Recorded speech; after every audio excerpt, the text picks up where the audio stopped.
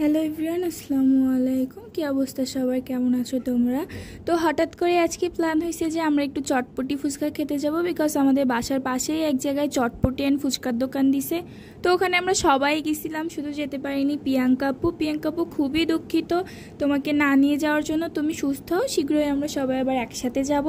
তো দেন ওখানে যে আমরা তো অর্ডার দিয়ে দিই চটপটি অ্যান্ড ফুচকা। তো আমি আফিফ বাবার সাথে কথা বলতে বলতেই তো ওখানে চটপটি আর ফুচকা চলে আসে। দেন আমরা সবাই একসাথে গল্প করি, আড্ডা দিয়ে আর চটপটি ফুচকা খাই। অ্যান্ড এখানে তো আফিফ খাচ্ছে চটপটি আর পানি খাচ্ছে। তো দেন ওখান থেকে চলে যাই একটু বাজারে, বিকজ আম্মুর একটু কাজ ছিল। তো ওদের সবাইকে রেখে আমার চলে যেতে হয়, বিকজ আম্মুর একটু বাজারে কাজ ছিল।